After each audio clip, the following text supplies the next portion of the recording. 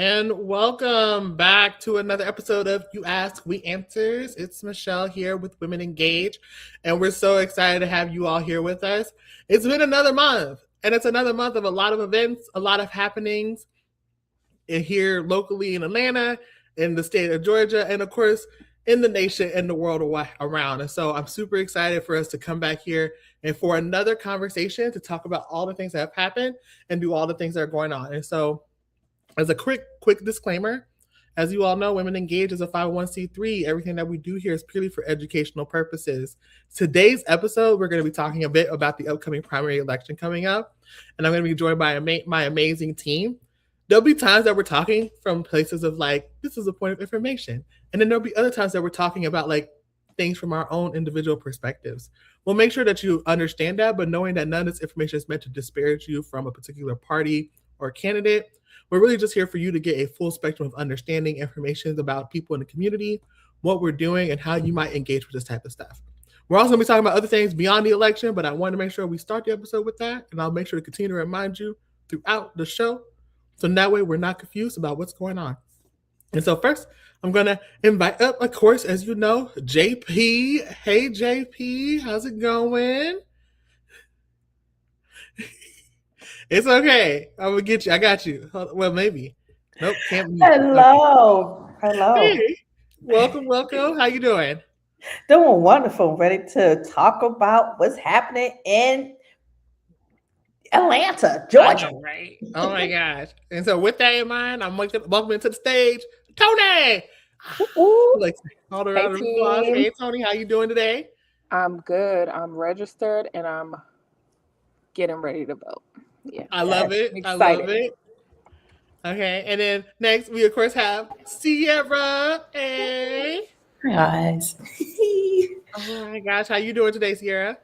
I'm good. I'm excited to have this conversation. And really there's so much more on the ballot. Like I knew there's a lot on the ballot, but there's really a lot on the ballot. So I feel a little bit behind. I got a lot of studying to do for real. I totally understand. And then just for the audience, just know we're always carrying in our spirits Andre, who's our amazing operations associate, and of course, our CEO and co-founder, Malika Redmond, who's on her much well-deserved sabbatical right now. And so, yeah, let's get into it. Like, I just voted this weekend. Mm-hmm. It was cute. My first time Sunday voting. I've never been on a Sunday. Very quick and easy. Like 10 out of 10, totally recommend. If you haven't done it, try to do it. But the ballot is long. It's long. Mm-hmm. It is. Yeah. How was it when you voted? Like, did you have to wait at all for anybody, or were you just in and out? No, it was like I just kind of kept walking. Like it was just like wow. I walked in. They're like, "Oh, hey, you can't bring your cell phone." And so I always leave my cell phone in the car, just because I don't even want to make them think that I have it. And then they're like, "Make sure you have your ID out." And then I get in there, and there's only like one lady there, and then I'm like, "Okay." She takes my ID. She's like, "Okay, you're good to go." They explain all this stuff. Yeah. Because the ballot is lengthy, they did explain that like it prints front and back, so you should wait for it to print front and back before you snatch the card out the machine. But go vote, because I like when we do this for work. And then also too, I did check my sample ballot online. I already kind of knew who I was voting for, so it was very easy for me to kind of like boom, boom, boom, boom, boom. And then also too, because of the ballot that I chose, there were survey questions on it, and that's a whole other thing. But so I already kind of knew how I was going to respond to them questions. So I was like, boom, boom, boom. And so it really took me like maybe 5 minutes to go vote. What took longer was just recording the video afterwards. That's really what took me. Like, that took me much longer to show people like, oh, I did it. Like, here's my peach. I voted. But yeah, and then after that, you turn in your stuff, put in the little receipt. They're like, oh, you voted. And they gave me my sticker, and I was out the door. Yeah. This is a personal question, okay? Personal question. Here in Georgia, I'm not from here. You can only vote on like one ballot. Like you have to choose a party ballot. Yeah, like because we don't register with political parties. Mm-hmm. So when you get there, you have the option between 3 different ballots. You can do Democrat, Republican, or nonpartisan. The thing about the nonpartisan ballot is that those are just the elections where people are not declaring a party to run. So that's your judicial races. your judges and stuff like that, but they'll also already be on your Democratic or Republican ballot if you choose to do so. So you're not missing anything by doing it. It's just that, like, if you do the nonpartisan one, you're choosing not to actively participate in the party's primaries where they're selecting their candidates to run for the general. And you're also not taking part in their survey questions, because each political party has like survey questions that help inform their agendas in terms of like how they're running and how they understand the people that are in their base.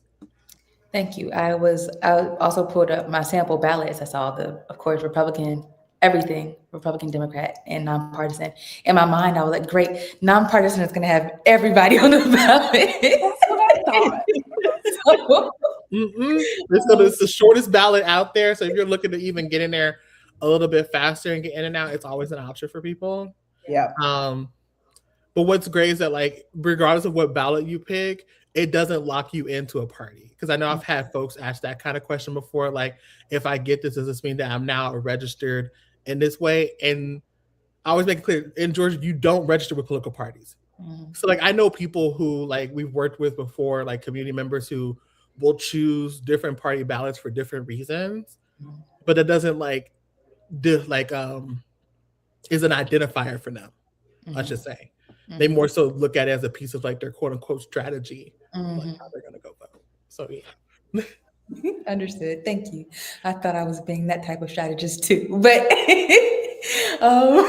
never mind. I get it. I totally get it. That's why I was like, you would think, but no, not here. But I actually like it that way because, like, I don't know. I have not been in a state in my lifetime where you had to register with a political party when you register to vote. And I like the freedom of not having to do that as someone who like tends to stray away from labels. So like, I'm like, no, I don't know if I want to be in the system as a registered whatever. Like, I think I just want to be a free agent. Yeah. I am a Georgia voter. That's who I am. Oh my gosh. What are y'all plans for voting? I'm planning to do it sometime this week. I want to get it over with. Sometime I like to vote just before election day because I want to see the work that we put in. So I like to see the crowds and the lines and report back. And so my plan is to do it early. Early vote. Go ahead, Tony. Oh, I was just gonna say, I recently moved. So I'm still working my like voting plan out because I like to know exactly where I'm going, you know, maybe drive by, see what it looks like, get a lay of the land, you see what the parking situation is. But yeah, I definitely am planning to early vote. I'm excited about early voting. I have early voted before, but especially being that I just moved, seeing what my district is looking like. And so definitely on the same page as Sierra. I do need to do a little more research and get my sample ballot ready. But yes, planning to early vote. I'm gonna stop there. But excited about early voting and want to bring it back up. I am also planning to early vote. This will be my first time early voting. I am an election day woman. I love showing up on election day. I don't mind waiting in the lines. And it's also really just a family tradition to do it on election day. But I'm the only one here in Georgia, so there's that. And well, with the work, I'd rather go ahead and have it done and out of the way so we can keep on making sure that other people are getting out on Tuesday. On May 19th. So I'll be early voting this Friday. I plan to do like a whole video and then, I don't know, go eat food and celebrate or something. Oh my gosh. I love it. I love all these plans. I feel y'all. Like it's an exciting time to like do all the planning stuff. And I think for me, the reason I say it's an exciting time because I didn't used to look at it as exciting when I was younger. But I do, for me, in my political scientist hat, love the political debates. Now, granted, they haven't eroded a bit since 2016. Okay, if you know, you know. But like that was kind of like how people like get ready for like football season and like they get all their snacks and then like you're with your people around. that was me and my roommate at the time. We were both in like the same degree program, and you would think that we were watching like something where we're screaming at the TV, like March that's Madness. Sweden and like all this stuff, and we're like, oh my god, like I don't know. So I'm just here for that. Like people have like reality TV. I have political debates. Yeah. I need those friends. I don't get to do that anymore. Oh my god, go to a college campus, walk into a political science department. It's there because like I think we hosted a watch party for the 2016 election.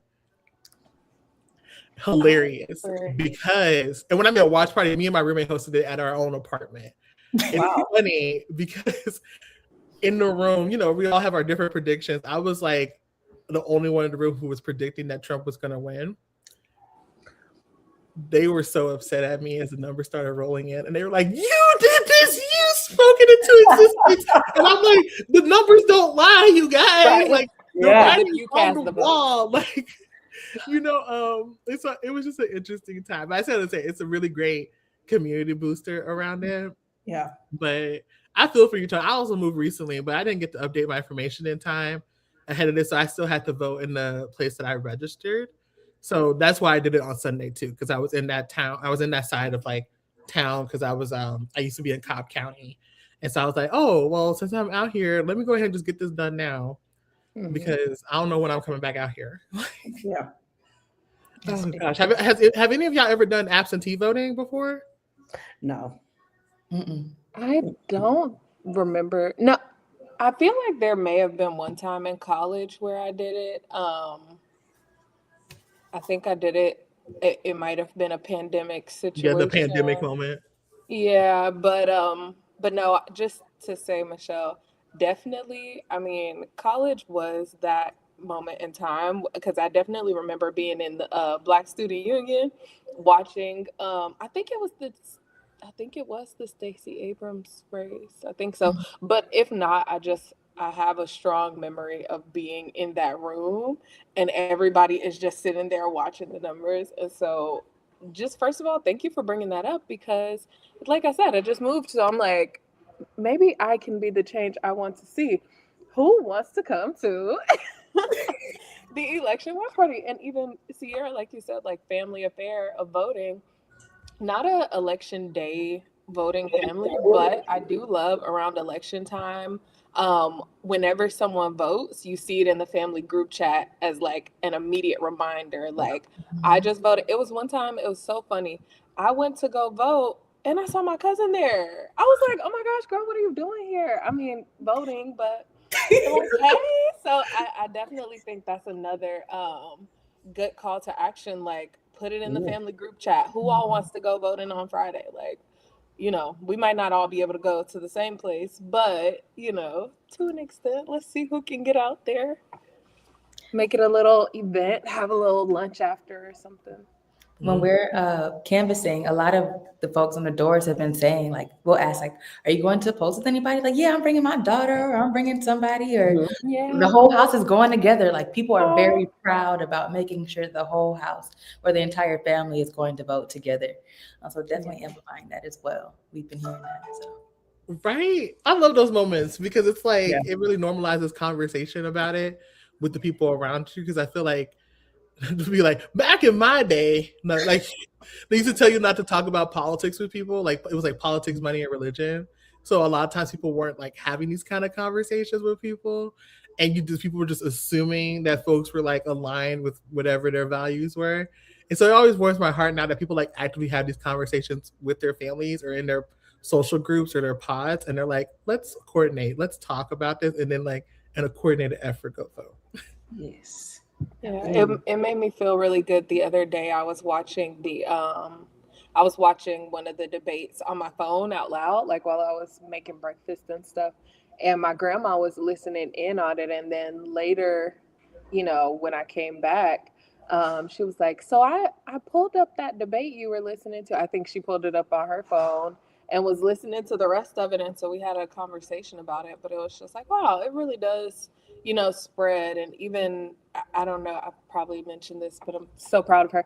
But last election, my little sister voted for the first time because I like posted something on my Instagram like, hey, register to vote, go vote. And she called me and she was like, so how do you vote? Like, what do I need to do? I need to bring my ID? Like, what do I do? I'm like, yes, girl, go vote. Good. It's a good time. I love that. I think it also speaks to like the needs for like having trusted relationships. Yeah. 'Cause I think sometimes it's like it's holding room for the both fan. Like, yes, we should all be informed. And two, the reality is like half the time people are voting because somebody told them to do it. Or they asked somebody to do it. Like I can't I know, like, especially like even for like my family's also not most of my family's not in Georgia either. So like when they call me, it's usually for the national elections, but they'd be like, so Michelle, Who do I vote? what are we doing? Yeah. Like, or like, or like when the election comes, they'd be like, so what are your thoughts? Right. I need like I need your perspective. And it's just like, who's on the ballot? Okay, hold on. Like, because for one, I'm like, because like I'm come from Missouri. Missouri is very different. We don't have early voting. We don't have no excuse absentee ballots. It's like they vote on election day. Wow. That's their thing. So it's a very different landscape, and it's an experience that I personally have not had because I have not been a voting age adult in Missouri, right? So it's like, oh, like so they be asking me questions like I've been there, and I'm like, I'm sorry, you guys. I mean, I can talk to you about the candidates, and then they'll just be like, oh, okay. And then like, so they have a really great time. But I digress. But I say like, I think like sometimes the relationship building is really important. Yeah. And for us to be able to talk to people and like build those trusted relationships, because sometimes it's like, you don't need to know everything. And I say this to like the audience, like y'all don't need to know everything. You just need to know people who you trust, who know things. Yeah. And then you piece things together from that perspective based off of that. Because it's like, like my family knows that like I'm down for the cause, I'm down for the community. So they're like, oh, I can depend on Michelle to give me a perspective around this. Don't come to me if you're about, capitalist ideals. I'm not that person to talk to. Oh gosh. What am I thinking of? Okay, so we went over the plans to vote. Yes, Tony. Thing, yes. Yes, please. I'm like, I don't want to interrupt. But no, I definitely agree as far as having a trusted person. Aside from candidates, especially when it comes to issues, Yeah. even when I was a little kid, I would be the person that like ask Tony about frogs, and I might have a couple of opinions about frogs. I don't know why, but like I know a little bit about a lot of things. And I think especially, with social media and the way that our data is being used is that, again, separate from candidates, is that a lot of these like key issue areas, people are propaganda is everywhere, not even just because of social media, but it's highlighted in such a particular way through social media. And every now and then, again, I've been around my grandma a lot recently. I'll see like an AI ad come up on her phone. I'm like, Grandma, these aren't real people, right? And she's like, yeah, I know these aren't real people. I'm like, okay, as long as we're on the same page, because they're telling you, they're speaking to you in a certain tone, giving you certain messaging. And again, they know, based on what the information from her phone, that she's an older woman, and so they're targeting those people. Same with younger people, men, women, like we're all being given certain ideologies. So I do think it's especially important to have those trusted people who you can ask, like, so what are your thoughts on data centers, or this tax bill, like, because I'm seeing information about it, but I don't necessarily care to do my own research, but I know you might know a little bit more. And I can talk to you. And even if you don't, even if we have different perspectives, at the very least, you can explain the subject matter in a way that I can come to my own conclusions about what I want to do with that information. So that's what I'm really looking forward to, this election is like, I'm always really interested. I think when it comes to candidates, it's a little easier to go on their page and kind of get an idea of what they believe, and you agree, disagree, go to their voting history, whatever the case is. But when it comes to like issues, I'm always interested in like the different ballot measures. So I'm excited to, see what kind of things. And I did look at my sample ballot, and I saw the word billionaires on there. I was like, ooh, this is kind of targeted language. I'm interested. I'm like, what is the perspective that we're putting on the ballot, because Yeah. that was something I noticed from the very first time I voted. I was like, so this is meant to confuse me. What are you trying to get at? What's the point?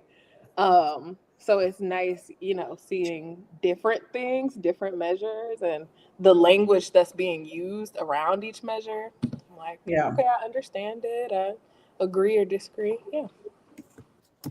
Oh my God. I love that you brought that perspective in because we literally talked about some data stuff this past weekend with the team. It is super connected in terms of how we get there. And I really loved your point too about like the ballot measures because I think that that is oftentimes like when it comes to things that are most neglected on the ballot, it's stuff that's down the ballot. So that is your judicial races, and that's also the ballot measures, and especially because ballot measures typically use that legalese language where it sometimes it's very difficult to keep up with what they're saying or understand the implications, especially if you're not like well versed in like the policy or the tax code or whatever they're trying to amend in the ballot measure. And so I don't know. I just thought that was interesting. I really appreciate that perspective. I'm like, yeah, and also, and it just was timely because we talked about the date. Like somehow we were talking about the recent Supreme Court case in Louisiana, and I forgot how we got into the topic of data, but it just shows that it's very interconnected about how we get our information and what's going on. Mm-hmm. I'm trying to think, how did we get there? Don't know. I guess. It was okay. I remember. So we were talking about Louisiana, and as for folks who don't know or have things about it, based off of the ruling from that case, they're now basically saying they're changing the threshold for Section 2 of Voting Rights Act. Before it was much lower, where it was like if they redrew maps, say let's say it was based on income or like something else different, and it just so happened to impact traditionally marginalized communities like Black and Brown communities, then you could raise that up to them. It would be much easier. Now you have to pretty much prove it explicitly was done with the intent to disenfranchise Black and Brown voters, which is a much higher threshold that's oftentimes very difficult to prove because of the intersections of our lives. So someone had mentioned that like, well, this is why we probably shouldn't mention our race on our voter registration. Oh, yeah. And I had said, trust me, you not putting your race there doesn't stop, like I said, using my data analyst hat, doesn't stop us from understanding that you're Black. Like I was like, in terms of like, I'm not saying that like, because in the government, as you guys know, we put our information in different spaces, whether you're doing something with IRS, whether you're doing stuff. It's not that all these bureaus are talking to each other. It's just that like, if folks really wanted to understand who you were, they can, like between consumer data and stuff like that. And oftentimes the data that you do put on your voter reg forms helps small organizations like Women Engage and other organizations where we don't necessarily have the resource or the backing or the systems and stuff like that to do all that looking into your information and stuff like that. Because I'm like, if you frequently go to a beauty supply store and you purchase something with your debit card, you probably Black. Okay, like I'm just saying, like that's not like you can think about it, like even like where are beauty supply stores located, right? Mm-hmm. Like, don't get me wrong, that's not to say that like some people don't fall through the cracks because they do, depending on like their markers and where they're at and stuff like that. But from a data standpoint, based on how we move and even how people around you move, there's a lot of things that can indicate who you are without you necessarily giving up that information. But it's a matter of like for you to be well informed about where your information is going. So that's how we got to that part of it. And then we started talking about like TikTok and and all the information. I just told everybody, I said their homework was to go through all their settings in their TikToks and their social media pages and take a look at like where their data is coming from and what you can take control of. Because like hot tip, if you have TikTok, every now and then you can go in there and delete your geo data. You can also delete contact information. You can even stop that feature where like if you share a link to someone and it automatically says, hey, follow this person that shared a link with you. No. Because there's some people that I want to share TikTok links to, but I'm like, I don't want you to see my TikTok. Like my mom. Like, love you, Mom, but like happy Mother's Day. But no, you can't get to my TikTok page. But you can look at this TikTok. Oh man. Well, random, but speaking of TikTok and data, I recently did just delete my entire account Your TikTok um, account? mhm. Okay. I Hmm. did, you know, I know this is not entirely relevant to voting, but I did think it was interesting that data and like data centers, just tech in general. I know we live in like a tech driven society, but I thought it was interesting how it was brought up in the debates and the perspectives that they had. I I also thought it was interesting how certain issues were brought up in different party debates, you know, and it wasn't entirely equivalent across the board, that they're being asked the exact same questions about the exact same issues. Um, but yeah, I don't know if there's a reason, but It's all connected to me. yeah. It is. So yeah, so don't feel like this is not. I look. I love this type of conversation. Um, like, what can you tell us a little bit more about what led you to your decision to delete your TikTok? If you don't mind sharing. I think so. This is always just one particular thing. I've started even playing a game of like when I'm around my friends and we're watching something on streaming. If we get in, if there are like two or three ads, I point out, okay, well, they gave us this ad because I'm black and you're Muslim, and they gave us this, you know, or I know you shop at this store, so they targeted that to us because you shop there, or they know that we're here together, so that's why there are two black women in the ad, you know, something like that.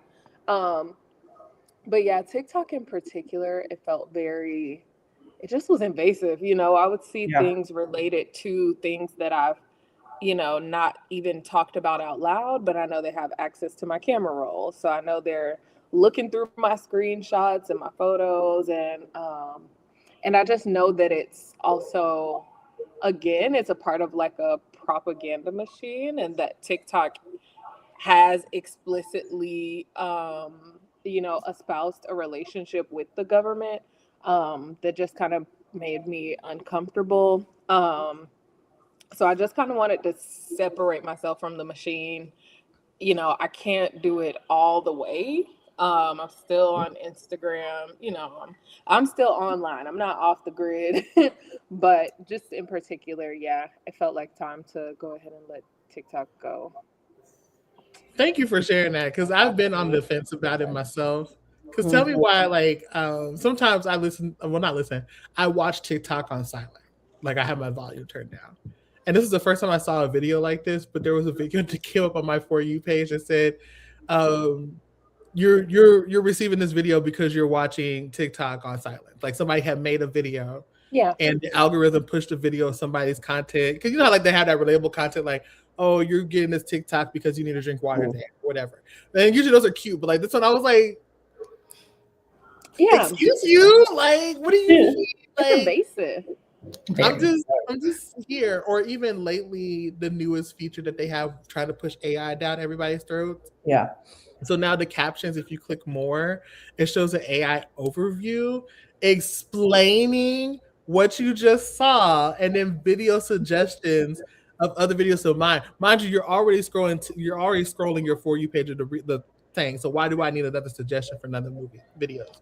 But also too, like the levels of descriptions that AIs give is like hilarious. So one of the videos I saw, Jamie Foxx, love him. Okay, that gang gang song, that's his That's jam. all, his So favorite song in the there's a world. video of him in like all white, and he's dancing to his song. And they're like, "Oh, look at him doing it." And I Hmm. pressed more because I forgot this one, like the feature I just rolled out, and the AI overview says something about like this is a blueberry that's dancing, and I was like, "What are we talking about?" Like the AI was so grossly incorrect about whatever had just happened in the video. I took a screenshot of it. I had to Yeah. send it to my friends and laugh about it. But there's no way to turn off this feature either. Like I was combing my Huh? settings trying to figure out how to turn this off. Yeah. And I think about that all the time. That like to your point, Tony, like TikTok's the newest version of the propaganda machine that YouTube had or was back in like Hmm. circa 2009 to 2017. Mm. Before they got caught and everybody was like pushing them to do other stuff like that. And so it's like, what are we doing? You know? So I feel like there's like a level of like, but also on the same end, I'm like, I'm just nosy. I want to know what people are watching. Oh, I yeah. just like to know. So that's the one thing that kind of keeps me there. But on the other end, I've just been like trying to find other ways too to like divest Mhm. and understand that, or like how do we understand, or basically meet people where they're at, right? Because I think Yeah. that even lately I've seen TikToks. Maybe it's just the content that I consume. Much younger audiences, like so there are Mhm. people on there who are like, "Oh yeah, I'm 16," or "Oh, I'm about to graduate high school," and I'm just like, I don't remember seeing so many young people on TikTok in the years previously, at least outwardly. But Yeah. that's the part that kind of gives me concerned that these are young people who are more than likely consuming content without like parental anything. Because I know who I was as a young person loose on the internet. Um, and so I don't know, but no, I just appreciate this because I feel like it's something that's definitely connected because a lot of people get their information through social media. Mhm. True. Like, I don't have a TikTok account. I try not to subscribe to any of those accounts. I mostly be on my YouTube. I don't like information about me. I don't like to share much information about me. You don't even see me post the information. And to your point, Tony, I do understand the reason why I look at TikTok is because I hear people say TikTok, TikTok, TikTok. I'm like, okay, but I have not uh, registered myself to be on there. Like I said, subscribe. But I'm very selective about information that's coming out. It's just going back years ago when the microwave came out and people was say, don't use the microwave. You know, that's the devil because it was just that technology at the time where we look at it, so it's so advanced. Of course, you could cook your food quicker, but it slowly seeped in where we took away from traditional cooking. You know, you when you put the food on the stove or in the oven. So I say that to say with technology today is seeping in where people like just get on there and not conscious about how like our data, you know, who has it, and sometimes when we select, we probably given permission, not knowing we give permission about our privacy, our rights. That make any sense? Mhm. Where you when they put this block up, this information up there, and say, hey, if you want to go on this site here, just click in, and you're like, okay, let me just go ahead and click. But yeah, it's to me kind of dangerous in a way, and I listen if I have to do quick reels. I watch that, but other than that, I don't like too much information about me. I don't like to share Yeah. my face on the screen too much. That's just you. That's just you, And KK. we appreciate you for being here with us, JP. For sure. Yeah, I guess like I don't know. yeah. Social media is one of those things that like I grew up with it. yeah. It's a necessary evil. I feel like I've gone through so many different phases about it because I remember like being in high school and being Mhm, 15 years old and getting my first Facebook page back mhm, when you were right on the walls with folks and like do mhm, whatever. And this was before like adults were on there, right? So like none of your parents, none of your teachers, nobody was on there. And then by the time that I graduated, teachers and stuff were on there, and MySpace was still a thing, right? So yeah. like we're having a good time. And then I think like at some point I became what people would call like a social justice warrior. I don't know, but I kind of use it as a place to where like I would talk about like my studies or like my perspective about politics or whatnot, and accidentally gained like a mini following because I used to also like beef Mm, with people in the comment sections of like news articles. It was a fun time, and I actually made a few friends through that. It's really cute.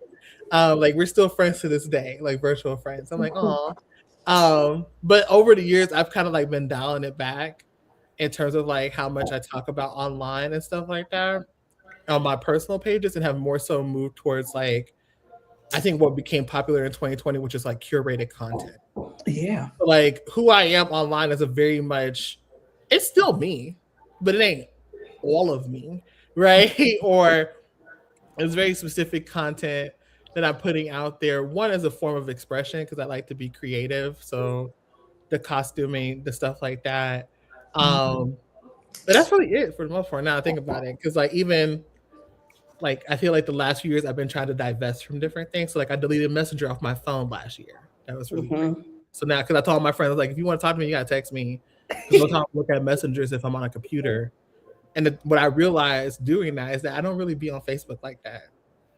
So like sometimes I just don't be messaging people. Or lately what I've been trying to do is divest from Google.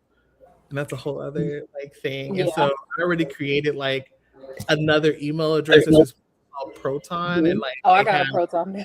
you have right? Okay, so Yep. you Yeah, know. y'all put me on. Hold up. Wait. What's Because I've proton? been trying to learn. They have data centers that I think are like somewhere in like Eastern Europe. I can't remember which country, Okay. but it's in that. Their data centers are located over there. They don't encrypt your stuff. They won't like because Google. Go time out. Google's machine operates because they sell our data. Yeah. Like all of your emails and stuff like that, they're coming through it. That's where you get the targeted ads for everything in your email, stuff like that. And so Proton doesn't do that. They encrypt your emails. They'll even give you like alias emails that you need to use. So if you need to sign up for different stuff, you can do that. And it's just a really nice place to go because I'm at a place now in my life where I can't hold no more passwords and I can't make no more emails. Because I've been through at least like 5 or 6 emails at this point. It used to be, I used to have a system where like, oh, this email's for spam, this email's for newsletters, this email's for that, this email's for the, like, I can't, I'm tired. Yeah. I'm emailed out. The streets for too long to like keep doing this. And so having tools like that has been helpful in terms of like trying to divest from Google, because Google has been doing that, especially now like in the ways of AI and like Gemini and like all these bigger players. Like your data is just kind of up for grabs at times. Yeah. Like even and then like what does that mean in the hands of the government? Because Right. people have been getting arrested for stuff they're putting in Chat GPT. Claude came out and said that they weren't going to work with the Pentagon because the Pentagon couldn't affirm that they weren't going to do war crimes with their AI.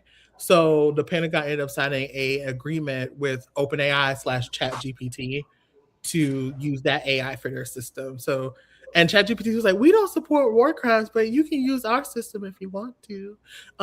So So then you do support it.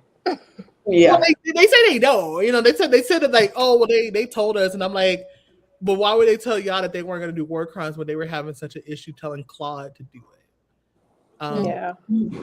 So, that's what I said. The data part is such a huge thing right now, and how we do it. But I feel like sometimes the infrastructure moves a little bit too fast.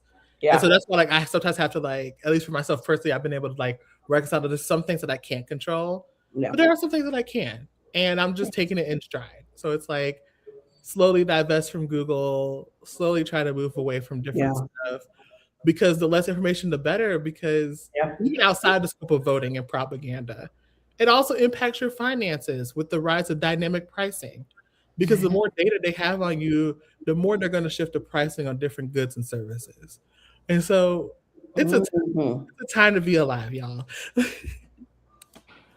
Yeah. And for my folks who are tuning in, if you have questions, feel free to drop them in the chat. I see some folks over on IG and a couple folks in the YouTube land. Feel free to drop them in the comments and we'll bring you up on stage and talk more about it here. Oh gosh. What's your journey like with social media, Sierra? What is my what with social media? Your journey. Everybody else has kind of shared a little bit. Oh my goodness. I didn't answer because I had to think about it. Number one, growing up, I wanted MySpace. My dad told me I couldn't have one because it was for adults. So I never had a MySpace. And I feel like I missed out on a very pivotal era in life because I never got to code my own background or have my top 5 friends or my music playlist. And so they just need to come out with MySpace because I'm an adult now. And but the rest, let's see. I always felt I made a Twitter account. A lot of my accounts, and that's probably why I'm still quiet about it now. I had to sneak to get all my accounts because my parents were not playing that. They did not want me on the internet.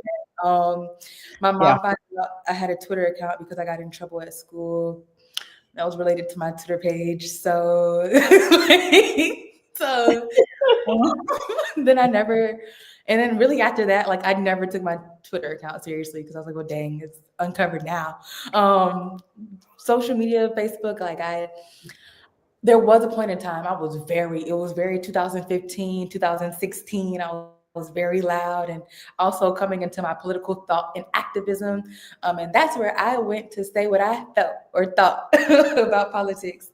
And I would Yeah. get, I was also not to the will of my own in certain settings where people didn't really agree with what I had to say. And I kept getting the warnings like, if you keep posting what you think about politics on social media, you're never going to be able to get a job.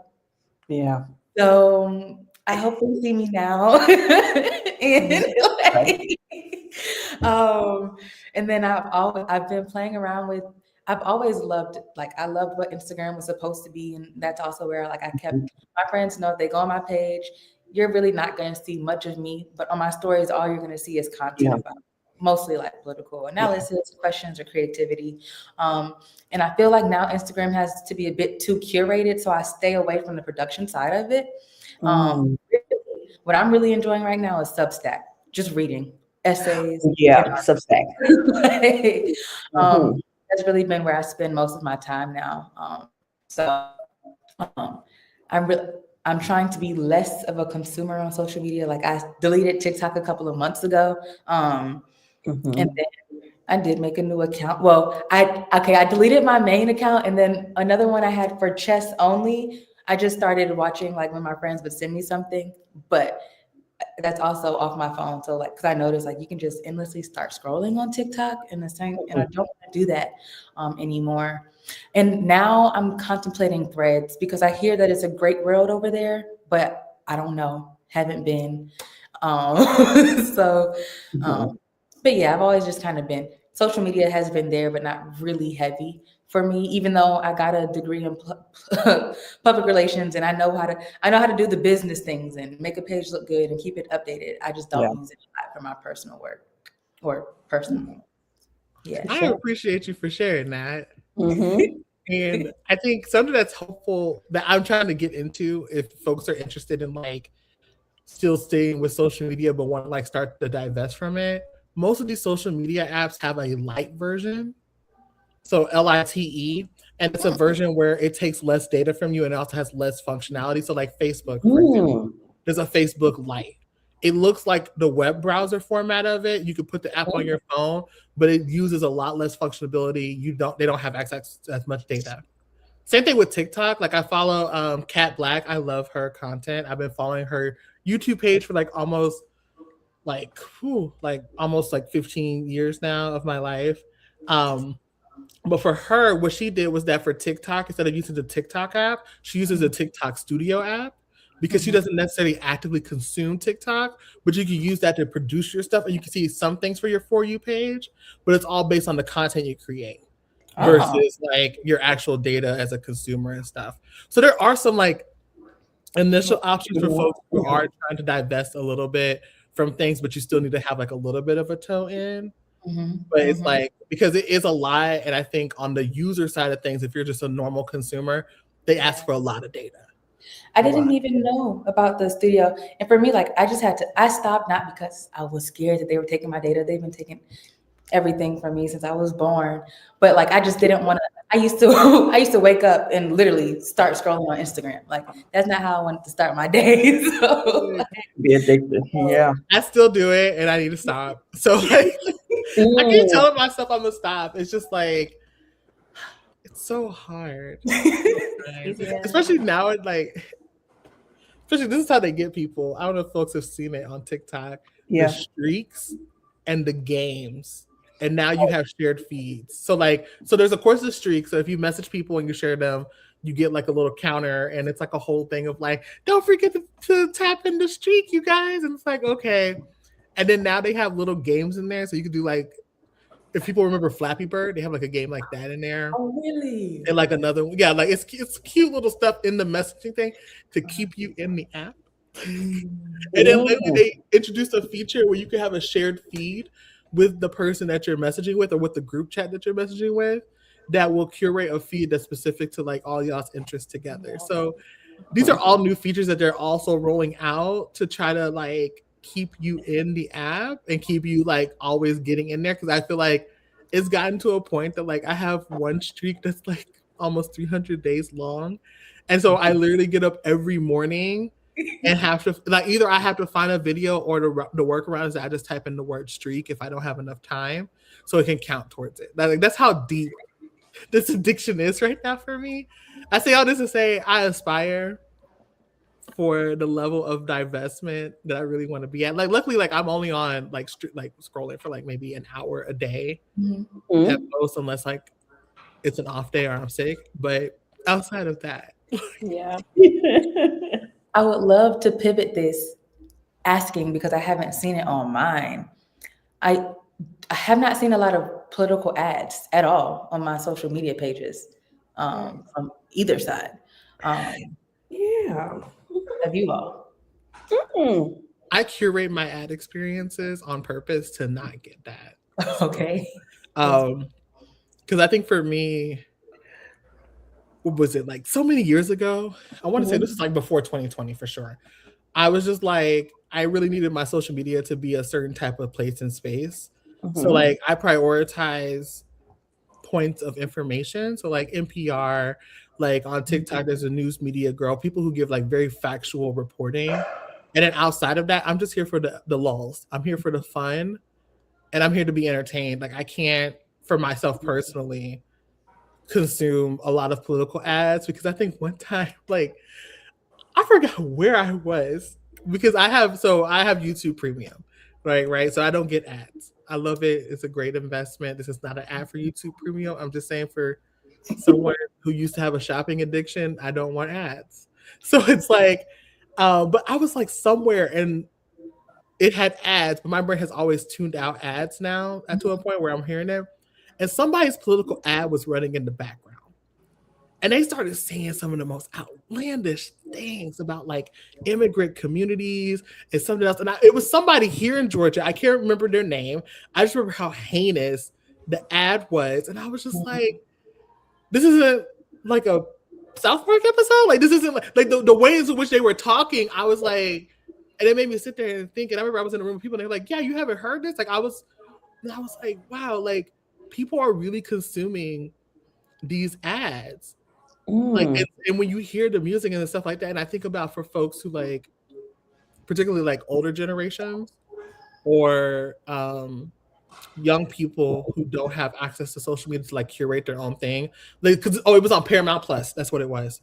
Paramount Plus. It was a political ad on Paramount Plus. And I was like, so if you're only watching on streaming sites that have ads like that, but you don't have access to get like factual information or at least different perspectives, it's so dangerous seeing some of those political ads. I was like, I was terrified. Wow. I've only seen one on it wasn't on my YouTube because I also pay for premium. But my friend was using YouTube on my TV and I was like, what in the world? Like this can't, like I didn't, it wasn't my page, but I was like, I don't want to watch this video all the way through so that the metric shows that people are skipping it. But I also need to see like what in the world is happening. Like what's happening in these ads. And even in the specifically in the Republican debate, they talked about that as well. Like the money that is going into ad spends right now and the messaging that's going out. What's really terrifying though, knowing that ads are very specific to our own lived experiences or our data, is what messaging are we not hearing because that's not in our algorithm that we need to be more vigilant about. Yeah, I haven't seen any. I've also not been getting any political ads now that you mention it, which I do think is interesting because, like you said, I'm, you know, they hear you speaking. Yeah. They know what I'm talking about. They know what I'm looking up. They know my YouTube trending, like the videos that I've been watching. I will say, I do think I turned off personalized ads, but I think it only turns it off like per device or something like that, because I'll have it off in one place and still see targeted ads. Like when I'm watching on my TV, I don't have premium. I don't have YouTube Premium. I stopped paying for streaming. I watch a lot of Tubi, but you know, between that and YouTube, the sort of ads that I get now, I haven't seen that. I do think that's interesting. True. I haven't seen neither. Normally when I I have YouTube. I don't pay. I don't have the premium, but I noticed that if you'd ever mentioned it, I Yeah. would really thought of it. But Mhm. yeah, because I'm definitely out there listening to more progressive news and what's going on. Definitely Substack. I stay up on Mhm. Substack and NPR. So that's good. Yeah, because I I like. just Yeah.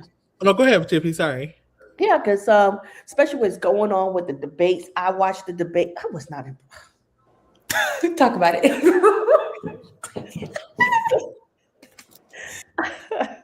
Ah, well, anyhow, but yes, dear, that was a great point. Oh Oh my my god. God. Yeah. I mean, one thing this reminded me of, and I think this is why there's been a decrease in the number of political ads people are getting, particularly on social media platforms, is because after 2020, Yeah. everyone was inundated, okay, inundated with Mm. so much stuff that most of the social media platforms rolled in a system where it's an opt-in feature versus an opt-out feature. And I Mhm. say this too, it's like a Women Engage, where we're a nonprofit, nonpartisan organization. We still even have to go through hurdles and ropes to be able to post certain content.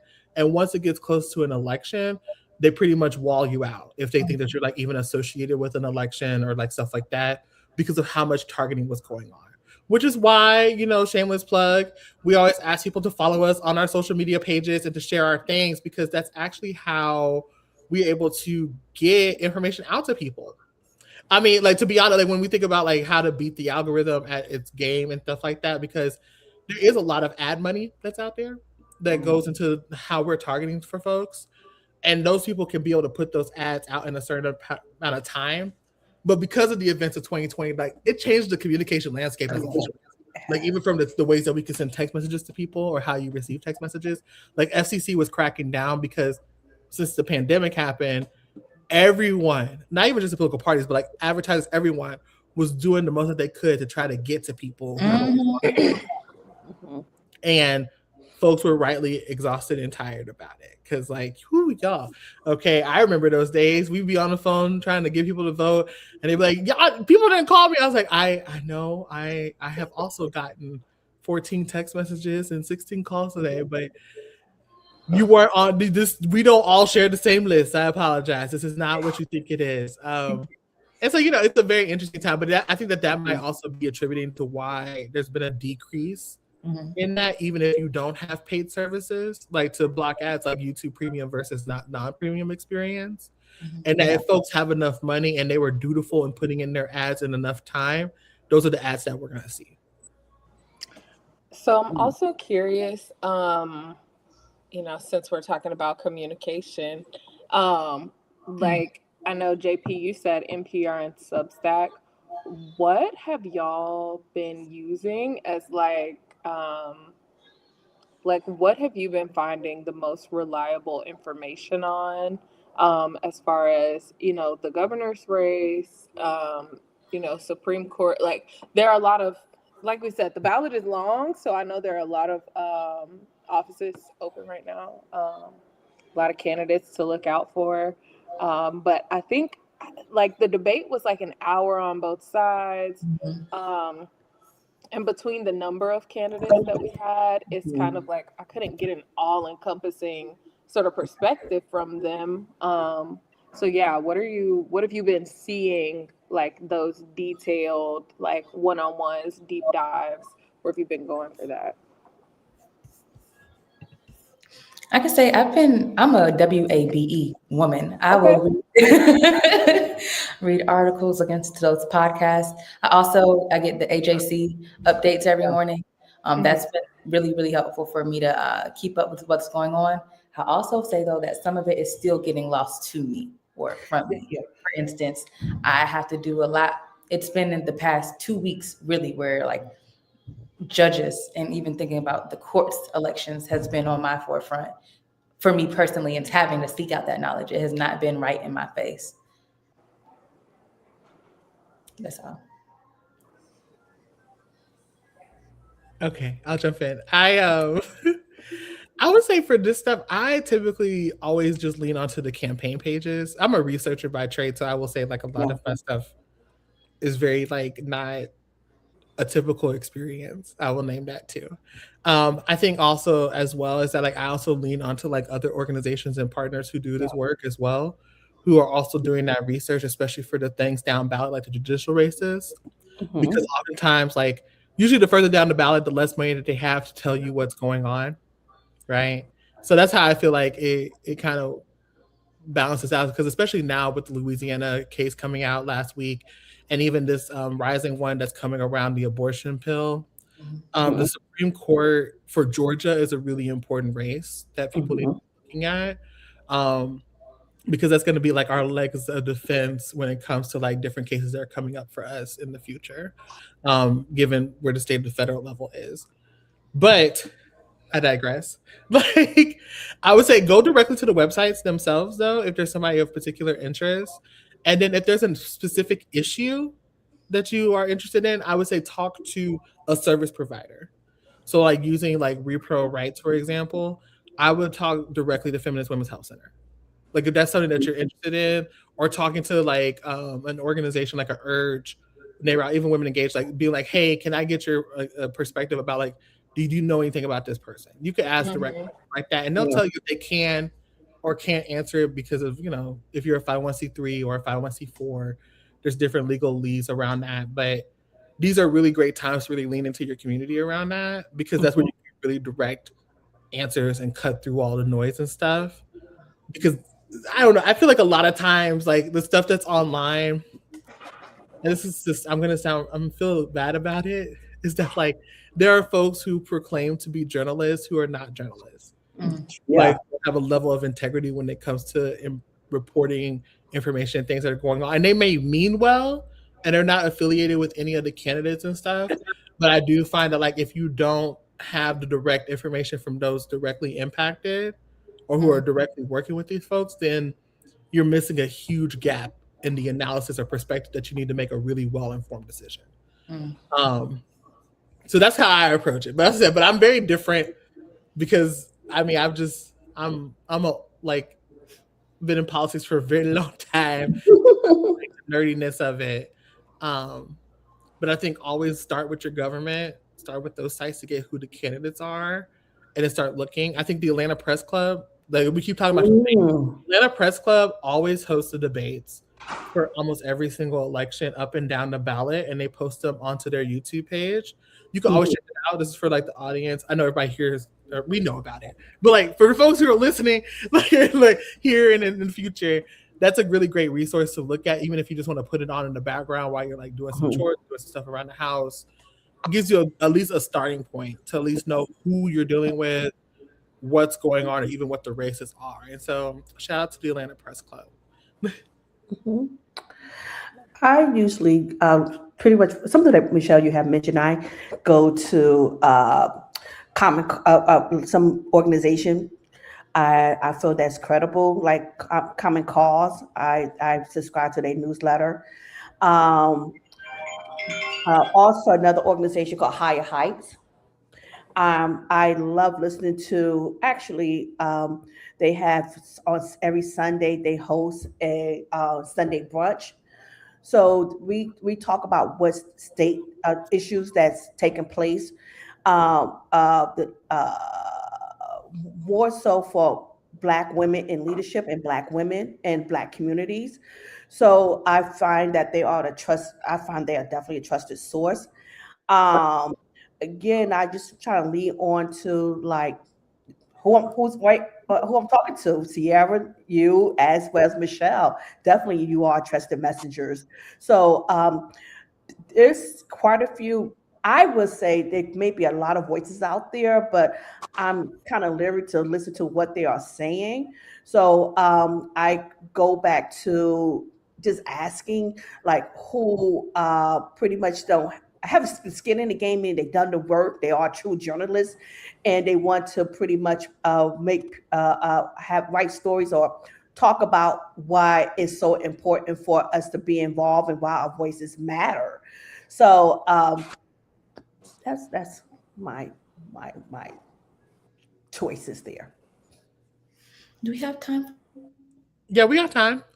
Um, I think Sierra froze on my end though. Sierra, are you there with us? She froze. No. She's gonna ask if we had time to do something. I was gonna say yes, we have time. Well, one thing before, I love everyone's thank you for sharing, of course, your like news sources.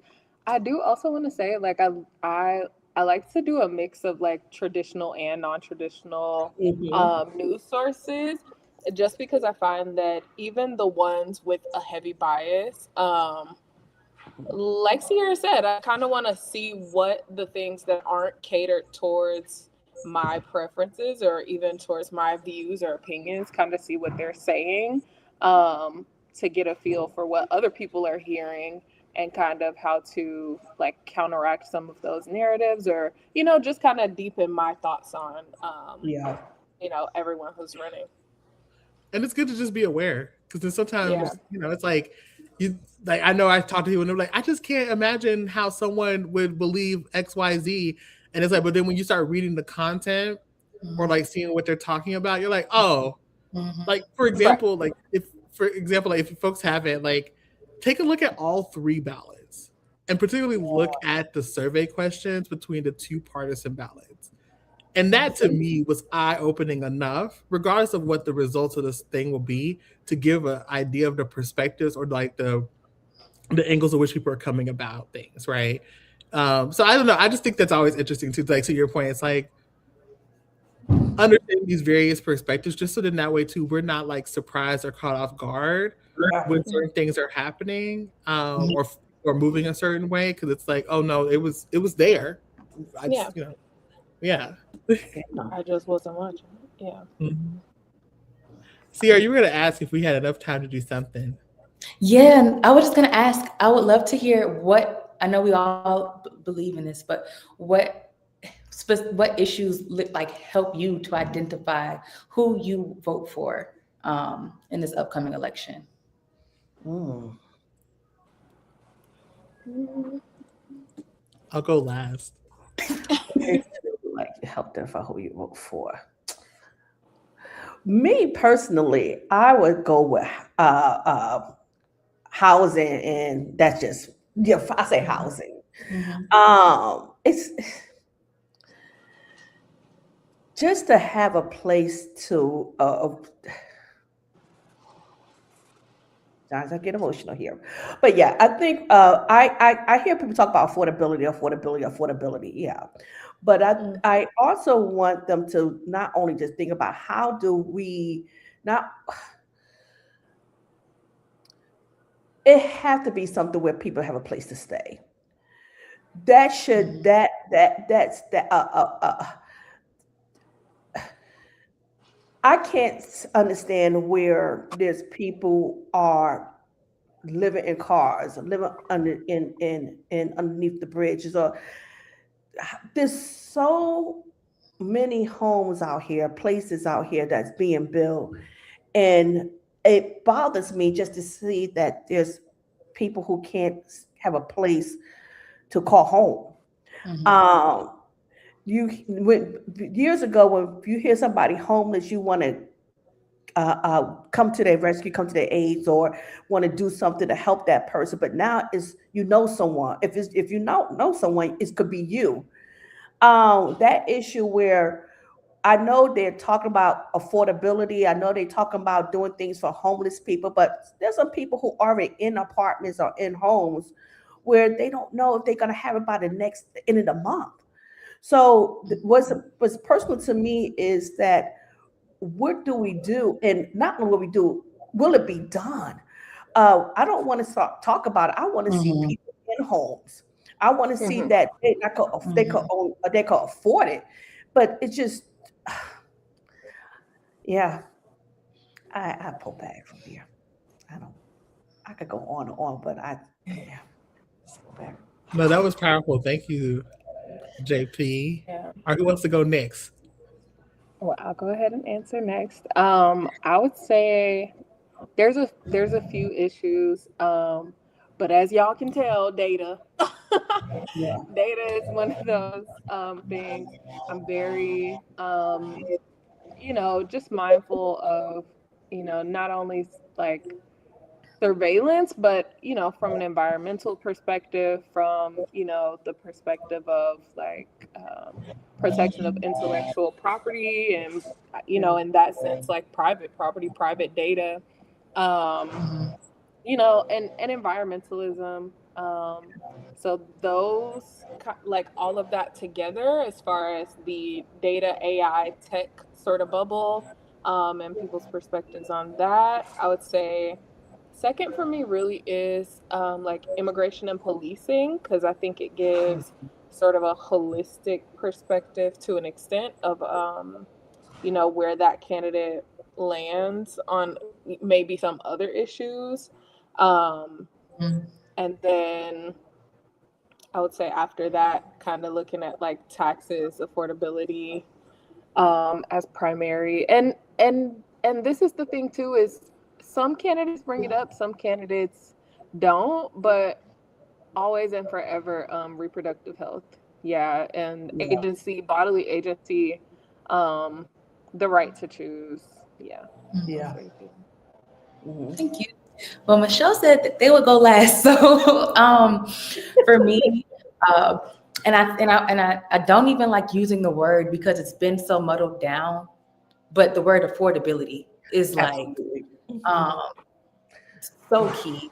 Whether it's people having to check their bank accounts before they go to the grocery store, or you want to spend some time with your friends, you got to check your bank account before you do that. Mhm. Um, wanting to find a place to live, but also the cost of like relocation. Like I think that Yeah. this economy is just really difficult to manage right now. Even if you're doing, quote well, it's hard to make it.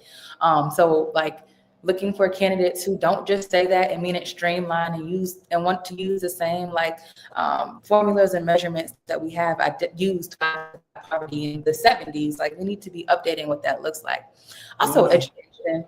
Um, Specifically like public education, spending some time, well, it wasn't in the state, but I still see the impact. Like teaching students and mentoring kids, like they are so far behind, but not to fault of their own directly. And also teachers are so overworked and overpaid.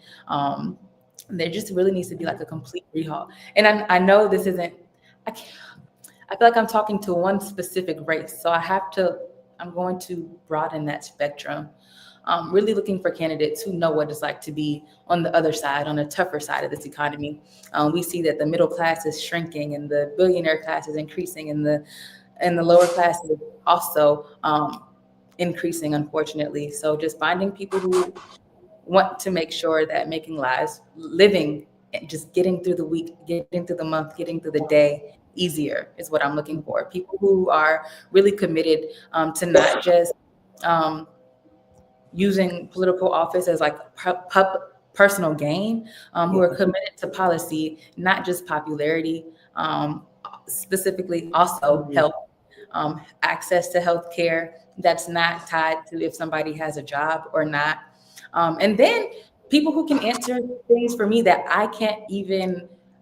I don't have yet the acumen to put to words. That would be the solution. That could be the solution. I would love to see that work.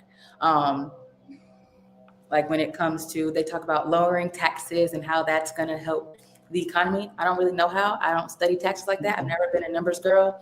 But somebody who can also looking for candidates who are willing to really put Georgians first, truly, not just say it in their campaign slogans, but really live that out.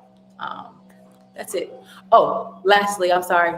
If they are a black candidate who really, really, really, truly cares about our community, and doesn't use it as like a talking point when they're on a campaign, and will hold those values true. That's all. Mm. Oh my gosh, you guys. I love this. The reason I wanted to go last is because like I didn't know how to answer it. And I still kind of know because it's a little bit of like everything and then some of what y'all talked Mhm. about. I'm definitely not a single issue voter, but I just have very progressive, liberal, Yeah. very left leaning politics and Yeah. beliefs and values. And I have already reconciled that like the level of radicalization that's in my mind cannot necessarily be actualized in reality. I say that to say though, what gets me the most is that of course there's like a general sense of just values and integrity that I'm looking for. I'm also looking at track record, like holding of course like the nuance, the complexities, the humanity. And then but then plans. I love a good plan. And I like folks who are running, regardless of what's going on, who have like actual plans that are within the scope of what they control. Because I think like, and I think this is like beyond just the scope of this election, right? But this happens like all the time, where people from the executive branch will talk about legislative policies that they're going to push, and I'm like, that's about the legislative body, whether it's your city council, your That's state right. legislature, or Congress, to actually do. And you would have to foster partnerships to do that. So if you're telling me this, but you don't have any established relationships or haven't done the work before, all this other stuff, then you're just giving me lip service. Yeah. You're just telling me what you want me to hear without necessarily saying that you have had this plan before, that you have some way of how to get that there. Because I feel like sometimes that oftentimes, at least I've been there before, I also hear from other people, is where you feel disheartened because you're like, I'm voting for this person because I believe that they said that they were going to achieve this and then they're not. And it's like, well, functionally speaking, they never were going to. You don't know about. So I don't like when people like come up there with that level of being disingenuous about it. I rather more so have somebody who's very real about like, look, this is where I'm coming from with my values, but this is what I realistically believe can happen. Work with me. And then lastly, I'm looking for the person that like I can low key, high key bully. Like, and what I mean by that is that like I need folks in office who are willing and open to hearing from me and community members and their constituents and being actively influenced by our advocacy. Because I've definitely been on the receiving end of elected officials who, once they're in office, if you try to talk to them, will actively run from you, will actively ignore you. And I'm like, you don't need to know everything because you're only one person. And why would you know all the, thousands and millions of perspectives of humanity? Yeah. But if you're not going to even open the door to listen to me or hear me and my folks out in my community out, that's a problem. So I also judge people really based on that too, because it's like, even if you're not perfect in all the other ways, as a community, we can work together to get you there. But I need you to like hear us out. And if you ain't hearing me out, or you have a track record of not hearing us out before, I'm very skeptical about like what the shift would look like with being in office, like or asking to vie for a certain seat, right? That to me is where it's like, I don't know. I don't know what you're doing. That's suspicious. Like in terms of like the level of trust there. So that's kind of how I've always approached it. But I appreciate that question. It's bringing us to the end of our time. We said we were going to make these longer, and we missed it by 15 minutes. We were going to try to extend this to 90 minutes, you guys. And so for folks who are tuning in, either now or in the future, let us know if this longer format works for you. We'll try to hit that 90 mark next time, but it's almost 2 o'clock, and the work still has to move forward. So as you guys know, there's a lot of things happening on our end. Of course, the primary election, but we have some really fun things coming up, such as an update about our We Honors program, our summer youth internship program, the summer justice jams, Women Engage. We're doing it all. And so this is the team behind the We and then some, with all of our other team members that we carry in spirit, as well as like our amazing canvassers and volunteers who really help us with boots on the ground, engaging community around us. And so I don't know if you guys want to say any parting words to folks before we end today's Yawa. Go vote. Go vote. Come on now. Okay, that's cool. Go vote. Make a plan. If you got questions, hold on. I love that you said that. Hold on. If you got questions, contact us. womenengage.org or call us. We'll help you out. Absolutely. Out making that plan. Like we mentioned before, go vote. You can check that polling location at the Secretary of State website. Like, you guys, I had these, but I was so enthralled in the conversation, you guys. But like the T said, go vote. mvp.sos.ga.gov. You don't really need the HTTPS, all that other stuff. Just type it into the URL. You'll be brought there. You can see it all. It'll have your voting location, early voting location, all the sample ballots. You can make sure your info is correct. But you just want to make sure you put the county that you're registered in. Okay. So, like, for example, I no longer stay in Cobb, but I'm going to change that information soon. But I had to put Cobb on mine to make sure I had the right information. So make sure you do your due diligence if you haven't learned anything from today. And so we thank y'all so much for hanging out with us for another Yawa, and we'll see you all again next month. Thank you. Bye.